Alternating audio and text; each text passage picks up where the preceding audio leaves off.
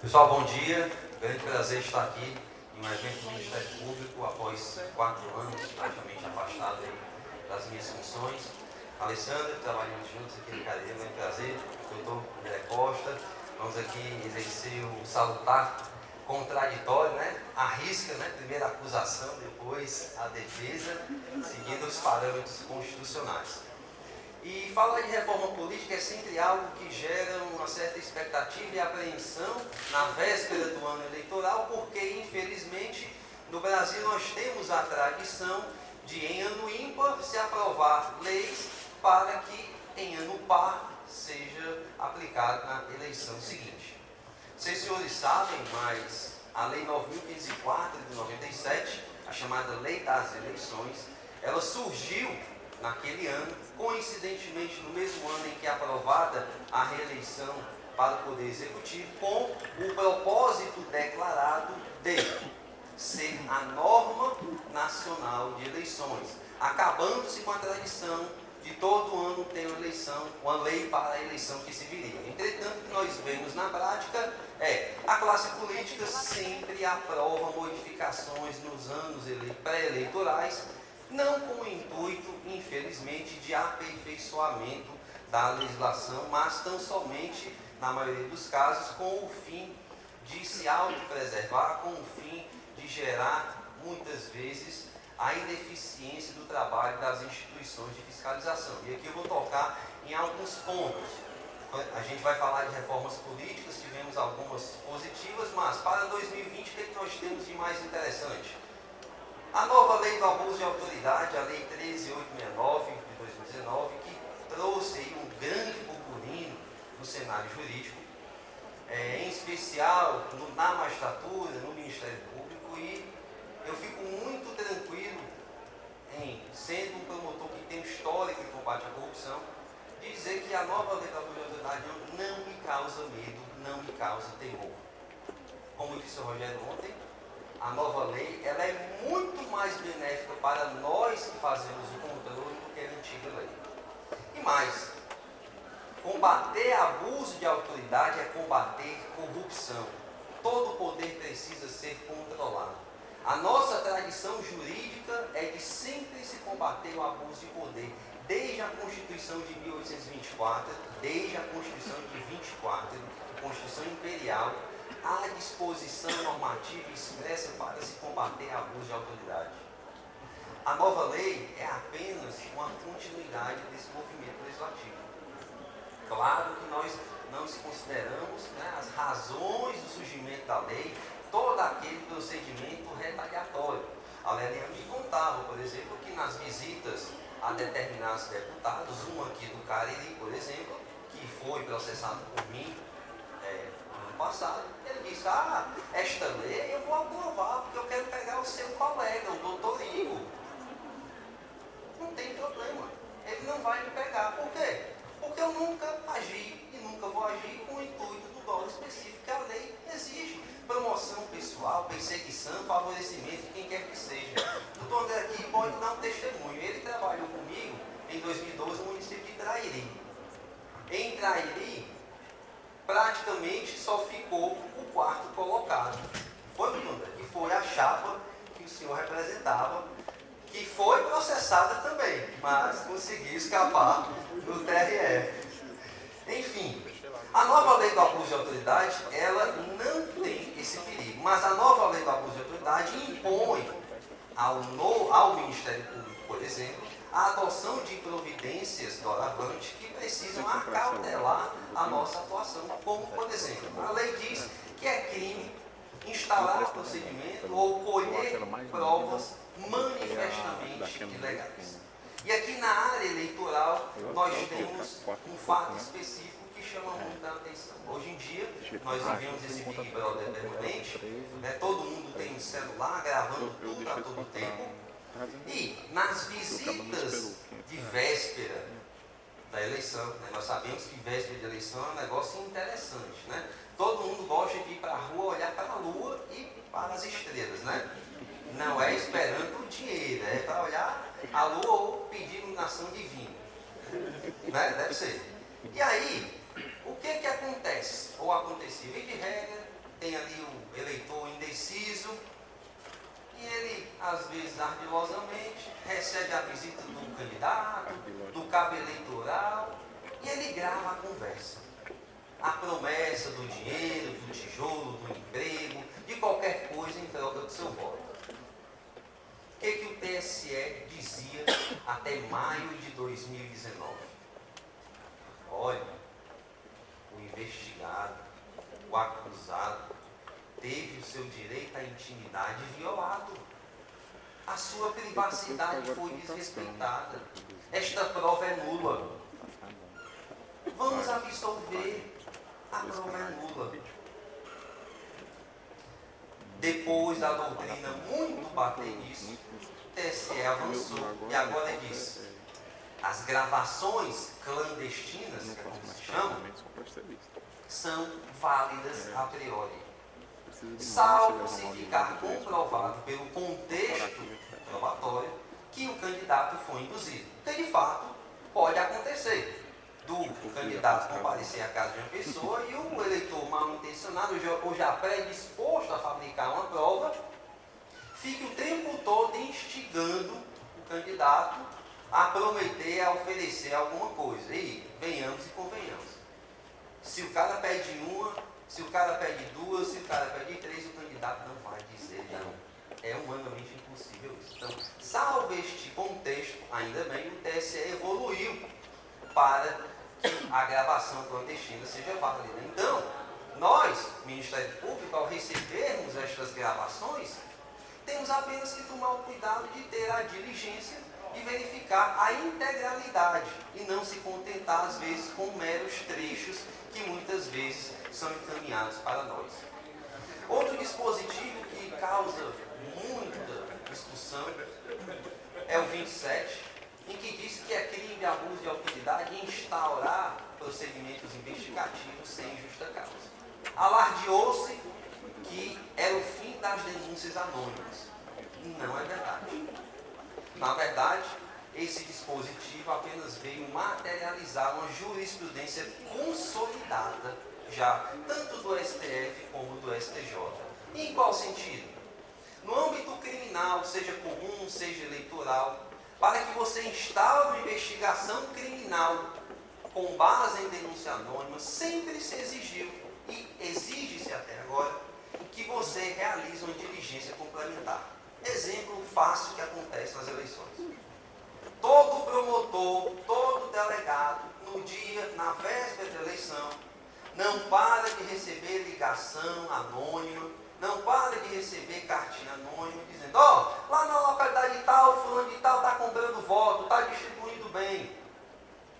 O promotor, ainda que bem intencionado, não pode tomar de ímpeto, vou pedir uma busca e apreensão.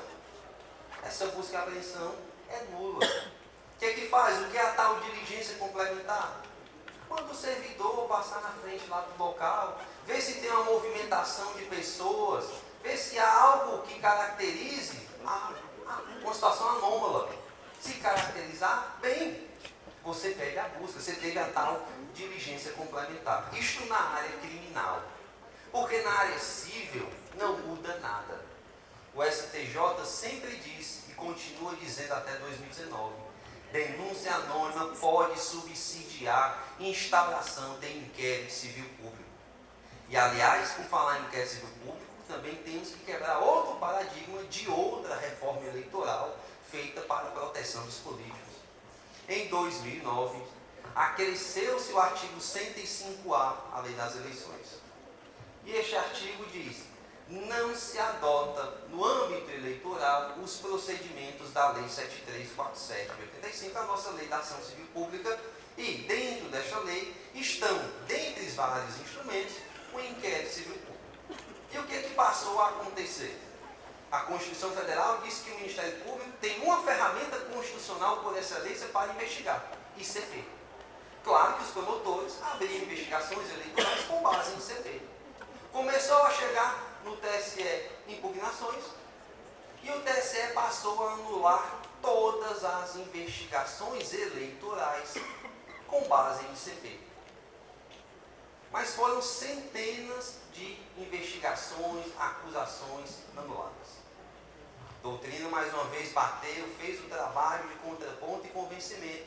Até que em 2016 o TSE evoluiu e disse, bem, alto lá, de fato não há como você limitar o exercício de uma faculdade constitucional do Ministério Público para combater a corrupção eleitoral, que é uma premissa disposta lá no artigo 14, parágrafo 9.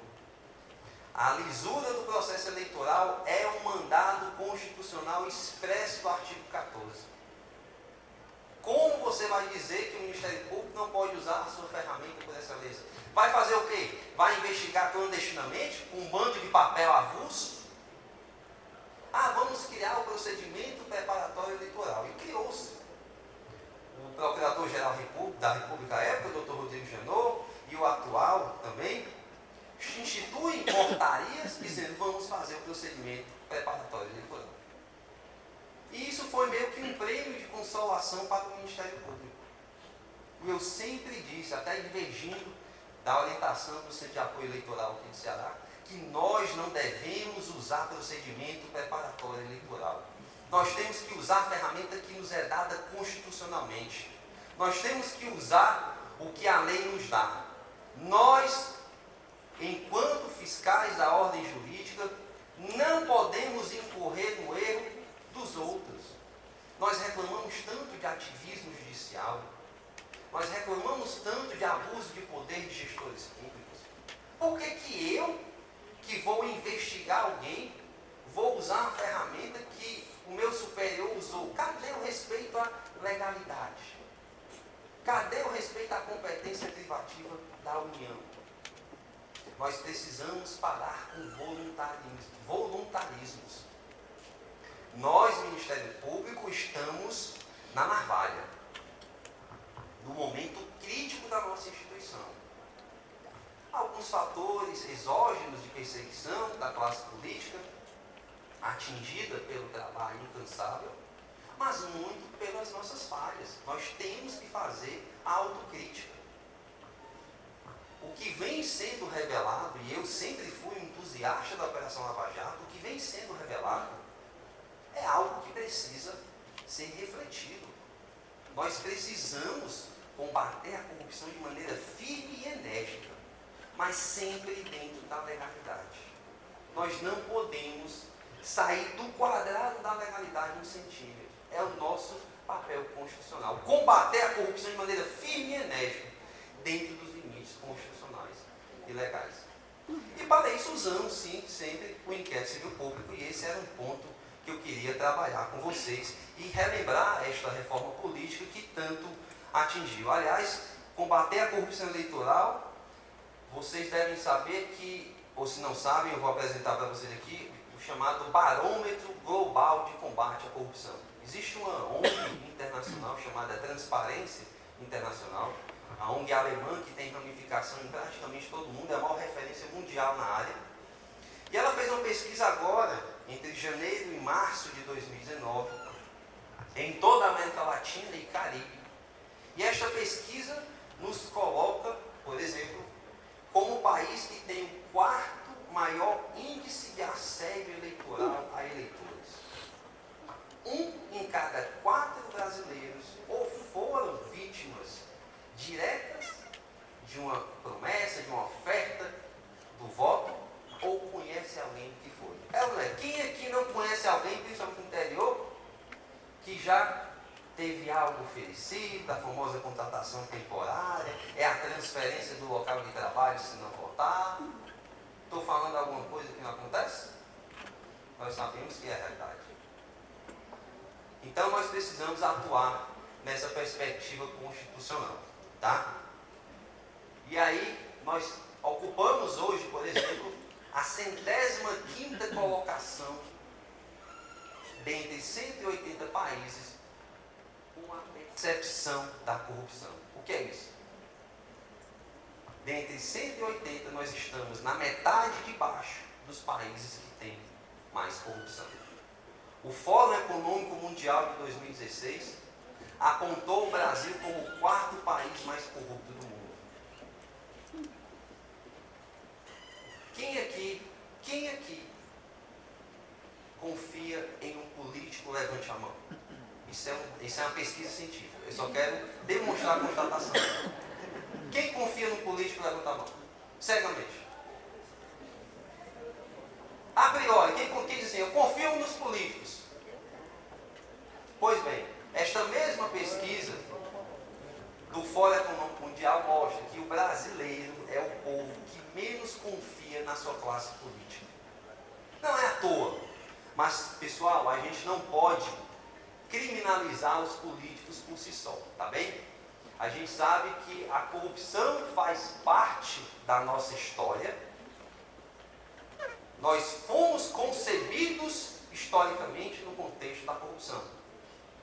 Mas nós estamos avançando. Nós não podemos recusar os avanços estruturais que aconteceram nos últimos anos, mesmo com todos os erros, as falhas que vêm sendo reveladas. E é um processo, 20, 30 anos é muito tempo para a gente, mas na história de um país é um piscar de olhos. E nós vivemos sim uma revolução civilizatória. Existem os contrapontos, existem as tentativas de frear esse movimento, mas nós não podemos aceitar. E aí, quando a gente fala de corrupção eleitoral, eu queria tratar com vocês aqui de algumas situações peculiares, porque o próximo ano eleitoral, ele vai trazer mais uma vez todas essas situações que acontecem no nosso direito. Isso aqui é que eu já falei, eu vai pular, tá? E aí a gente começa, por exemplo, em alguns entendimentos do TSE que nós, membros do Ministério Público, que você, doutor Érico, lá no TRE, vai ter papel determinante de virar essa jurisprudência, viu? Não, vai virar, ó. Meus amigos, se vocês olharem os artigos 73 a 78 da Lei das Eleições, nós temos lá diversas condutas vedadas a agentes públicos em ano eleitoral. E a lei diz expressamente que a prática das condutas vedadas importará, gerará cassação do registro ou do diploma. Nós temos a conduta vedada. Conduta vedada que é uma especialização daquele conhecido instituto também chamado abuso de poder. Abuso de poder é o gênero que é o uso da estrutura pública em prol de campanha, e a conduta vedada é a especificação do uso da máquina. Muito bem. A Lei Complementar 64/90 diz que para que você casse o mandato em abuso de poder, é preciso que a acusação demonstre, abre aspas, a gravidade do fato. Fecha aspas. Não vou nem entrar na dificuldade de você conceituar gravidade, mas vamos guardar esta informação. Para eu caçar por abuso de autoridade, eu preciso demonstrar que a conduta é grave, ponto final. A lei diz, praticou conduta vedada, caça o mandato. O que é que o TSE vem decidindo já há bastante tempo, e os juízes e tribunais regionais vêm aplicando como mantra? É literalmente um mantra. Nem toda conduta vedada vai gerar cassação do registro ou do diploma. Você precisa demonstrar a gravidade do comportamento. Exato. Você está falando de abuso de poder ou de conduta vedada? Porque a lei já diz, no imperativo, depois olhem, a lei diz, importará, gerará cassação do registro. Mas o TSE, em nome do princípio da proporcionalidade legal, é só nos casos graves. A lei não disse isso. Mas nós, eu digo Ministério Público, que somos os principais atores das ações de condutas vedadas, temos aceitado isso passivamente diante das decisões denegatórias. E é preciso que se recorra, é preciso que se faça esse juízo reflexivo. São institutos diferentes, são finalidades diferentes. Uma vez eu estava no evento com o professor José Jairo Gomes, que é a maior referência nacional do direito eleitoral, sem sombra de dúvidas, e ele disse, doutor Igor, o senhor está radicalizando. Aí eu disse, dizem muito isso de mim. Dizem muito. Eu vou lhe dar um exemplo, doutor. Aí ele disse, olha, uma vez chegou para eu dar um parecer num caso de um prefeito que usou 3 folhas de papel para passar um fax para o cartório eleitoral e mandar o seu registro de candidatura. Aí eu disse, foi no Ceará? Aí ele disse, foi. Eu disse, promotor, fui eu. Aí ele, o senhor acha que é proporcional, que é razoável, cassar o mandato do cidadão que foi eleito democraticamente por conta de 3 folhas de papel? Eu disse, eu acho. Eu disse, doutor, ele é mineiro, né? Eu disse, doutor, lá no Nordeste tem um ditado que pau que nasce torto não se endireita. Se ele começou se apropriando de 3 folhas de papel, o que ele vai fazer depois? Mas vamos a um dado dogmático, objetivo para demonstrar o contrário. O uso de 3 folhas de papel é crime eleitoral. Artigo 346 do Código Eleitoral. E o TSE diz que na área criminal não se admite em nenhum crime princípio da insignificância. Aí eu fico na dúvida.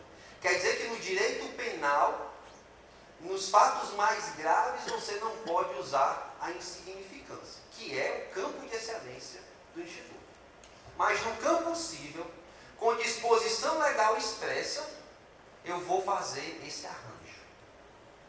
Ou o TSE muda para dizer que cabe insignificância nos crimes eleitorais, ou ele harmoniza. Não dá para dizer que o mesmo fato vai ser insignificante no civil, mas não vai ser insignificante no criminal. E cabe a nós, Ministério Público, batermos do ponto de vista, né, de recorrer às decisões, para a gente gerar esse espírito crítico. Não pode.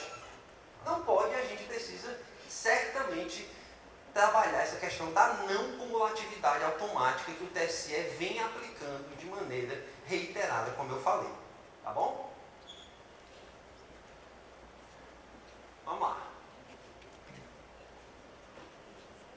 Nós também temos aqui um grande problema.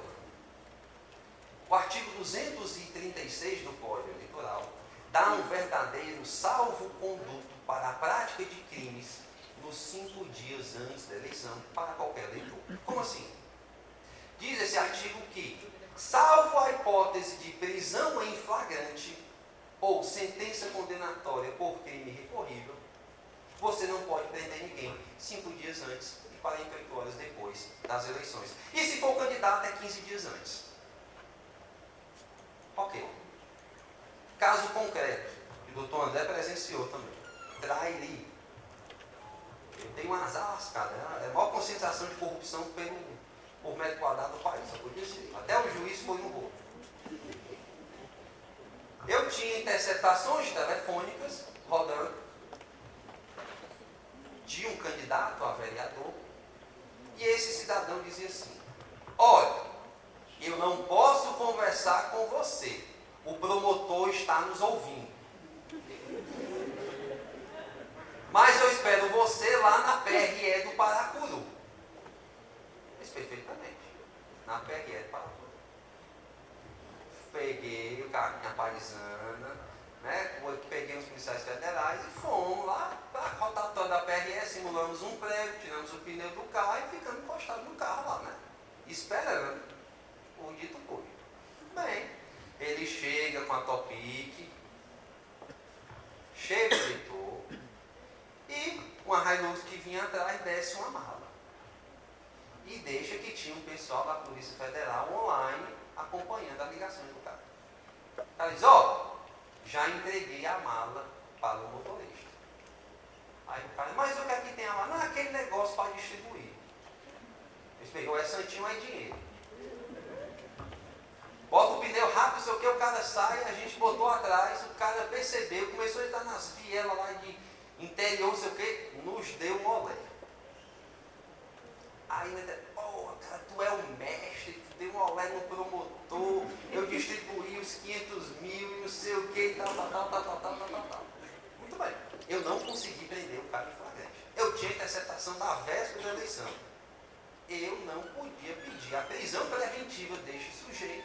Pedir eu podia, mas o juiz não ia decretar a prisão preventiva, porque o bonitinho do artigo 236 diz que não pode. Você tem que dar liberdade do cara voltar.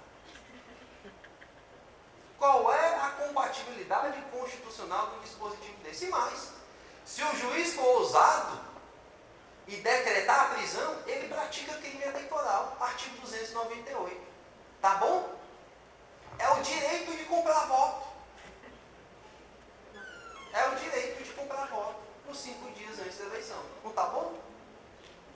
Ainda bem que o juiz lá que eu trabalhava era mais doido do que eu, né? Como dizem. Ele, doutor, pode pedir a prisão que eu vou decretar, eu não quero nem saber. E decretou, e prendeu, me mandaram para o Conselho Nacional e foi arquivado. Foi ordem judicial e tive culpa. Eu pedi, né? O promotor só pede. Então, não. É igual advogado, só faz pedir. A culpa é do juiz.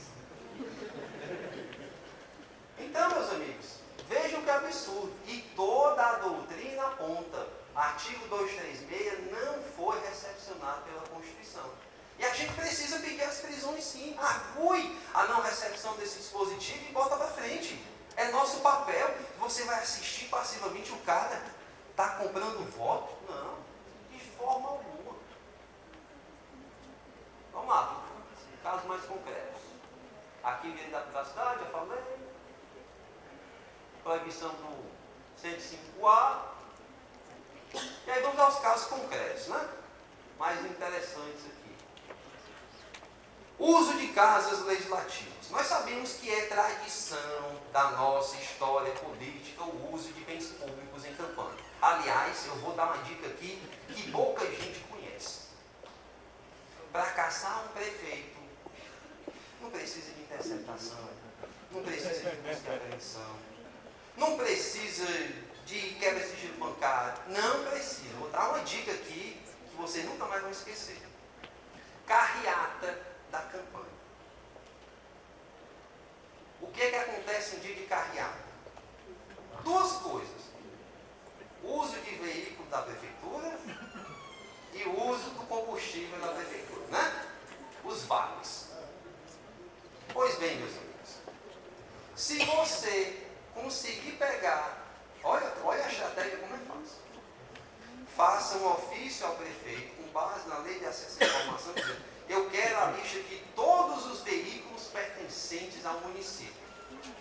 Ponto final. Você viu a lista. Dia da carreata, você vai botar a camisa do candidato, né? Claro, você tem que fazer parte do contexto, né? E vai filmar. Filma tudo, filma todos os carros que estiverem lá. Bate foto de todos os carros que estiverem lá.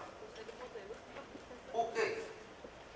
Porque o artigo 11, inciso 5º da Lei 6091 de 74, que pouca gente conhece, chamada Lei de Transporte dos Eleitores, todo mundo só acha que é transportar eleitores. Não, lá no artigo 11, inciso 5º, diz expressamente, utilizar no decurso de 90 dias antes da campanha, veículos ou embarcações oficiais. Só tem uma pena, cassação do registro. Pena única. Não está nem para o juiz dizer, aplico essa, não aplico essa. Não. Ou condena ou absolve. Comprovou o fato, vai ter que caçar. Ponto final. Qualquer um pode fazer. Está vendo como é fácil caçar um prefeito? É só a gente ter um pouquinho de disposição. E aí, além do uso de veículos, a gente sabe que é comum o uso de repartições públicas. E tem um dispositivo pouco conhecido também, que diz respeito ao uso de dependências do Poder Legislativo. E aqui eu não estou dizendo que ocorreu um ato criminoso ou ilícito. Eu estou trazendo o fato para reflexão e conclusão de vocês. Diz o 37, parágrafo 3º. Nas dependências do Poder Legislativo, a veiculação de propaganda eleitoral fica a critério da mesa diretora. Ora, em um sistema republicano como o nosso, em que o público deve ser separado do privado, presume-se que o público nunca pode ser usado para fins eleitorais. E a lei eleitoral traz expressamente as possibilidades. Uma delas é o uso da Câmara ou da Assembleia para fins de propaganda, se a mesa diretora autorizar. O que aconteceu, por exemplo, lá em Fortaleza, no segundo turno das eleições?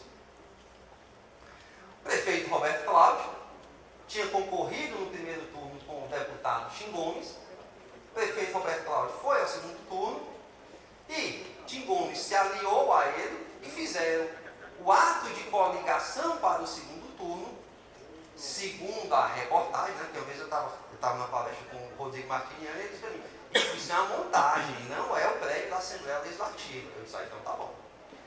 Mas, partindo do pressuposto que a matéria é verdadeira, que o slogan é verdadeiro, pois é, você tira a conclusão que quiser, porque senão não vai me processar, né? A reflexão é da plateia, né? Tá bom? Então vocês vejam aí e tiram as conclusões que quiserem. Agentes públicos, uso de servidores. Quem aqui não sabe das famosas convocações que os comissionados, que os temporários são submetidos, os verdadeiros constrangimentos de comparecimento? E aqui no Cariri nós tivemos um caso enigmático ano passado, não é verdade? Lá em Caririaçu, isso aqui virou, né, meme de internet, e eu recebi um áudio, supostamente da primeira-dama, em que ela fazia alusão ao encontro que ia acontecer na Câmara Municipal. E o que é que ela dizia? Eu vou deixar vocês ouvirem.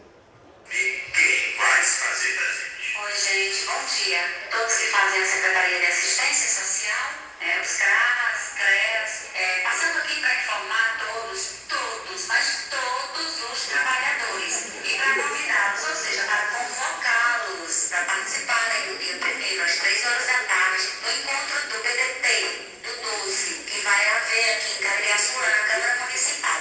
E eu quero contar com a presença de todos. Inclusive, nesse dia, como eu quero realmente contar com a presença maciça de todos os nossos trabalhadores. E se os nossos trabalhadores puderem levar 12 pessoas, cada um levar 12 pessoas, será maravilhoso. E a gente vai estar com o livro de ponto para marcar as pessoas que compareceram, porque a gente quer ver de verdade quem está somando conosco nesse dia. Muito obrigada a todos, um beijo no coração, amo vocês de toda paixão.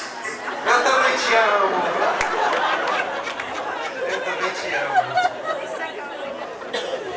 Mas, pessoal, essa é teu cliente, André? Posso falar mal? É teu cliente? Não, né? Todo mundo sabe que isso acontece, né? Nas eleições. Em todo município acontece isso. E hoje é muito fácil, né? O WhatsApp eles usam direto. Então é bom ficar atento. Os servidores públicos é também um drama, corriqueiro, é crime, artigo 300. E aí, como é que tá meu tempo aí? Tá ok? Tá, né? 5 minutos? Tá bom, dá tempo para falar. Uso desviado da publicidade institucional. São 2 casos que eu quero acabar aqui. A gente sabe que o gestor precisa aparecer no final de mandato, quando vai fazer reeleição, ou ele precisa introduzir, na verdade, o seu futuro sucessor na publicidade institucional. Isso é uma estratégia eleitoral já corriqueira. E aqui no Juazeiro nós tivemos um caso concreto comigo, um caso concreto meu. Todos nós conhecemos ali as figuras da foto, né? Hoje deputado federal, Pedro Bezerra, filho do atual prefeito Arnaldo Bezerra. E vejam a data, 9 de novembro de 2017, ano pré-eleitoral. No ano pré-eleitoral, o senhor Pedro Bezerra começou a aparecer na publicidade institucional de maneira sucessiva e reiterada, sem ocupar nenhum cargo na administração pública.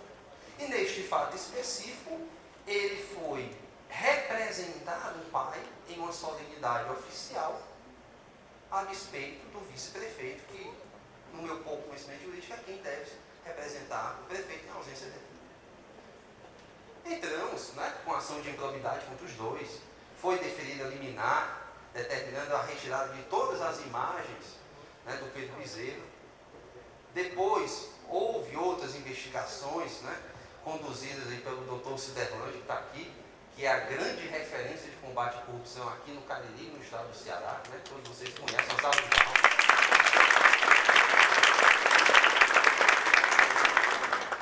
E aí o Ciderlândia deu seguimento a outras investigações e os desenrolares ainda vão acontecer.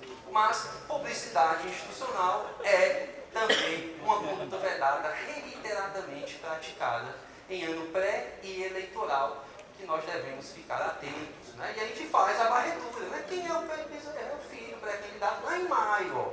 Lá em maio já estava sendo apresentado e tal. Mas o cara está sob justiça e vai correr, né? Só estou falando da liminar, sem juízos de culpas antecipatórias, né, doutor André?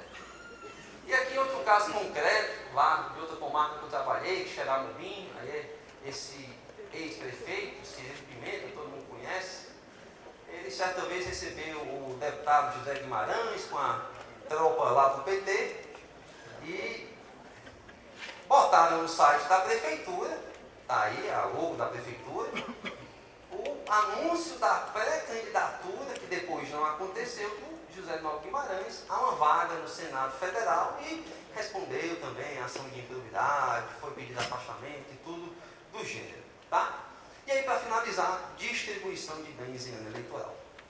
Já perceberam como em ano eleitoral a caridade dos políticos aflora, né? Eles viram verdadeiros benemerentes. São pessoas que, né, se preocupam com o bem-estar de todos os seus munícipes.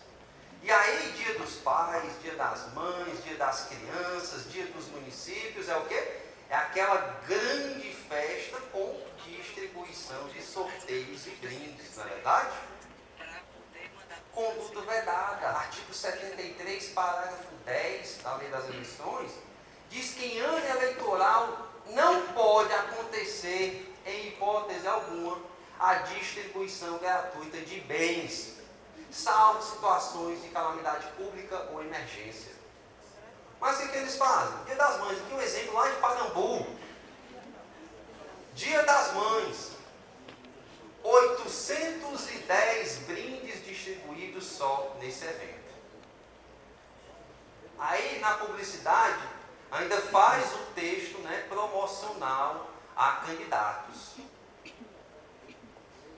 Vejam, pessoal, que todos os exemplos que eu trouxe para vocês são acessíveis a qualquer do povo. Não precisou de busca e apreensão, não precisou de interceptação, não precisou de prisão, de delação. Sabe por quê? Porque os políticos têm a sensação da impunidade. Os políticos acham que são inatingíveis. Os políticos mal intencionados, porque existem políticos, né, bem intencionados. A gente está à procura de um ainda, mas a gente encontra. Então, meus amigos, cabe a vocês fiscalizar. Acessem site de prefeituras diariamente, acessem o site da Câmara, acessem os sites de notícia, vejam as notícias que saem na publicidade institucional e façam batimento com os portais de transparência. Só com base nisso dá para fazer muita coisa. Porque não se iludam. O Ministério Público não dá fim à corrupção e nunca vai dar, enquanto a população não colaborar. Isso é o papel de todos nós. Vocês sabiam, também acho que não, a maioria não sabe, porque não se estuda direito eleitoral, infelizmente, que o artigo 377 do Código Eleitoral, no seu parágrafo único, dá a qualquer eleitor a possibilidade do ajuizamento de uma medida cautelar penal para sustar o uso da máquina pública. Você não precisa nem esperar o promotor. Qualquer eleitor pode requerer medida cautelar penal. Nunca vi fazer, mas fica a informação, fica aqui a provocação para que vocês o façam. E para não estourar o tempo, né, garantindo aí o contraditório e a ampla defesa, né, vou deixar o doutor André. Muito obrigado.